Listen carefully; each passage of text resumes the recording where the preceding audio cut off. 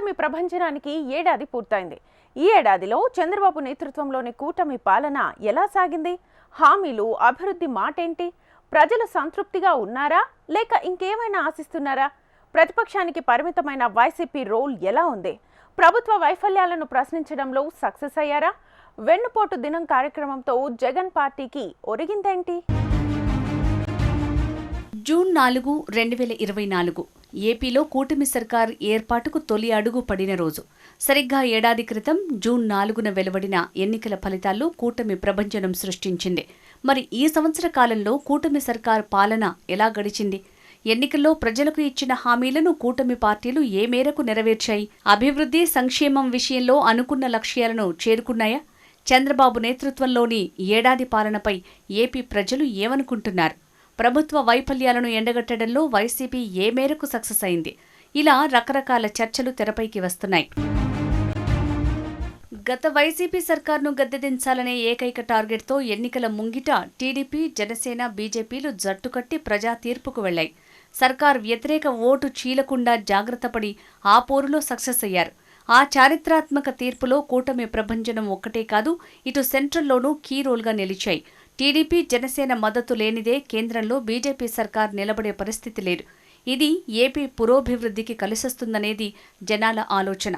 రాష్ట్ర ఖజానా లోటు బడ్జెట్లో ఉన్న కేంద్రం సహకారంతో అభివృద్ధి దిశగా అడుగులు వేయాలనే ప్రయత్నం చేస్తున్నారు కూటమి ప్రభుత్వ పెద్దలు. అయితే సర్కారు ఏర్పడి ఏడాది పూర్తి కావడంతో ఓవైపు కూటమి పాలన, ఇచ్చిన హామీలు, అభివృద్ధి విషయంతో పాటు ప్రతిపక్ష పాత్రను సమర్థవంతంగా పోషించడంలో వైసీపీ ఏ మేరకు సక్సెస్ అయ్యింది? ఏడాది కాలంగా సర్కార్ వైఫల్యాలను ప్రజల్లోకి తీసుకువెళ్లటంలో జగన్ విధానాలు ఎంతవరకు ఫలించాయి అనే చర్చ జరుగుతోంది. అయితే గత ఎన్నికల్లో కూటమి విజయానికి సూపర్ 6 పథకాలు కీలక పాత్ర పోషించాయి. అన్ని వర్గాలకు మేలు జరిగేలా సూపర్ 6 హామీలు ఇచ్చారు చంద్రబాబు. ఈ ఏడాది కాలంలో వాటిలో చాలా వరకు ఇంకా అమల్లోకి రాలేదు. కూటమి నేతలు మాత్రం ఇచ్చిన ప్రతి ఒక్క హామీని నెరవేరుస్తామని, రాష్ట్ర ఆర్థిక పరిస్థితిని బట్టి ఒక్కొక్క పథకాన్ని ఇంప్లిమెంట్ చేస్తామని చెప్తున్నారు. ఇప్పటికైతే కేంద్ర ఆర్థిక సహకారంతో రాజధాని అమరావతి పనుల్లో వేగం కనిపిస్తోంది. అలాగే పోలవరం ప్రాజెక్టు నిర్మాణ వర్క్స్ మళ్లీ స్పీడ్ అందుకున్నాయి. చంద్రన్న భరోసా పేరుతో వృద్ధులు, ఒంటరి మహిళలకు మాత్రం పెన్షన్ పెంపు హామీని నెరవేర్చారు చంద్రబాబు. అలాగే దీపం పథకం పేరుతో ఉచిత సిలిండర్లను అందజేస్తున్నారు.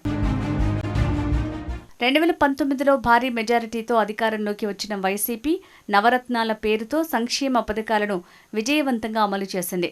కోవిడ్ లాంటి విపత్కర పరిస్థితుల్లో కూడా సంక్షేమ పథకాలకు లోటు రాకుండా ఎప్పటికప్పుడు బటన్ నొక్కుతూ డబ్బులు విడుదల చేశారు అప్పటి ముఖ్యమంత్రి జగన్. 5 సంవత్సరాల పాటు సంక్షేమ పథకాలకు ఎటువంటి లోటు రాకుండా టైం టు టైం బటన్ నొక్కుతూ ప్రజల జేబుల్లోకి డబ్బులు విడుదల చేశారు. ఇచ్చిన హామీల్లో 99% అమలు చేసిన ప్రభుత్వంగా చరిత్రలో నిలిచిపోతామంటూ ఎన్నెన్నో ఉపన్యాసాలు కూడా ఇచ్చారు. సంక్షేమం అమలు చేశాం కాబట్టి అభివృద్ధి చేయకపోయినా పర్వాలేదు, మళ్లీ తామే అధికారంలోకి రావడం తథ్యమని భావించారు. ఎవరెన్ని చెప్పినా సింహం సింగిల్గా వస్తుందన్న సినిమా డైలాగ్తో జగన్ ఎన్నికల్లో పోటీ చేశారు. Why not 175? ఇదే ప్రతి ఎన్నికల సభలో జగన్ ప్రశ్న. ఎన్నికల ప్రచారంలో ప్రజలు భారీగా తరలివచ్చారు. కొంతమంది ఎమ్మెల్యేలపై వ్యతిరేకత ఉందన్న సమాచారంతో తనకు నచ్చిన విధంగా నియోజకవర్గాలు మార్పులు చేశారు. ఇది కరెక్టు కాదు అంటూ ఒకరిద్దరు నాయకులు జగన్కి చెప్పినా తాను ఎవ్వరి మాట విననని భీష్మించు కూర్చున్నారు. ప్రజలందరూ తనను చూసి ఓటేస్తారే తప్ప మిమ్మల్ని కాదు అని ఎమ్మెల్యే అభ్యర్థుల మాటల్ని తోసిపుచ్చారు. ఎన్నికల రోజు రాని వచ్చింది. జూన్ 4న ఫలితాలు కూడా వెలువడ్డాయి.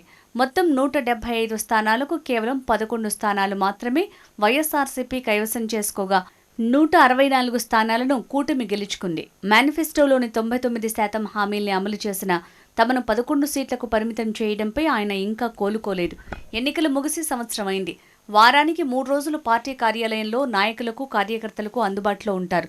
మిగతా సమయంలో బెంగళూరుకు వెళ్తున్నారు జగన్. ప్రతివారం ఇదే స్కెడ్యూల్. తాడేపల్లి ప్యాలెస్కు వచ్చిన సమయంలో వారానికోసారి సమావేశం ఏర్పాటు చేయటం, సంక్షేమ పథకాలను 99% అమలు చేసిన తమకే ఈ గతి పడితే సూపర్ 6 పేరుతో అధికారంలోకి వచ్చిన కూటమి ప్రభుత్వం ఏడాది గడిచినా ఇప్పటికీ ఒక్కదాన్ని కూడా అమలు చేయలేని వీరికి ఎటువంటి పరిస్థితి వస్తుందో ఊహించండి అంటూ తనని కలిసిన నాయకుల వద్ద జగన్ చెప్తున్నారు.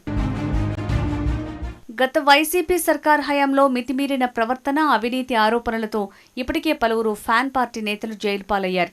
ఈ అంశాన్ని తీవ్రంగా తప్పుపడుతోంది వైసీపీ. ఏపీలో రెడ్ బుక్ రాజ్యాంగం నడుస్తోందని, సర్కార్ను ప్రశ్నిస్తున్నందుకే తమ నేతల్ని అరెస్టు చేస్తున్నారని జగన్ సహా ఆ పార్టీ నేతలంతా గగ్గోలు పెడుతున్నారు. తాజాగా బుధవారంతో ఎన్నికల్లో కూటమి విజయం సాధించి ఏడాది కావడంతో వెన్నుపోటు దినం పేరిట రాష్ట్ర వ్యాప్తంగా నిరసనలకు పిలుపునిచ్చారు. అయితే అధినేత జగన్ తాడేపల్లి ప్యాలెస్లో ఉన్న ఒక్కచోట కూడా ఆందోళనలో పాలు పంచుకోలేరు. కారణం ఎవ్వరికీ తెలీదు. అడిగే ధైర్యం నాయకులకు లేదు. పరామర్శల పేరుతో పర్యటనలకు వెళ్తున్న జగన్ ఇంత పెద్ద ఆందోళనకు పిలుపునిచ్చినా కార్యక్రమానికి మాత్రం హాజరు కాకపోవటం పట్ల నాయకులు, కార్యకర్తలు విస్మయం వ్యక్తం చేస్తున్నారు. అసెంబ్లీలో జగన్కు ప్రతిపక్ష హోదా దక్కనప్పటికీ ప్రజల తరపున కొట్లాడాల్సిన బాధ్యత వైసీపీదే. అయితే అసెంబ్లీ సమావేశాలకు హాజరై సర్కారు వైఫల్యాలను, ప్రజా సమస్యలపై ప్రశ్నించకుండా ఎందుకు వెళ్లటం లేదనే అంశం తెరపైకి వస్తోంది. అడపాదడపా కార్యక్రమాలు తప్ప వైసీపీ పెద్దగా పోరాటం చేయటం లేదనే చర్చ కూడా ఉంది.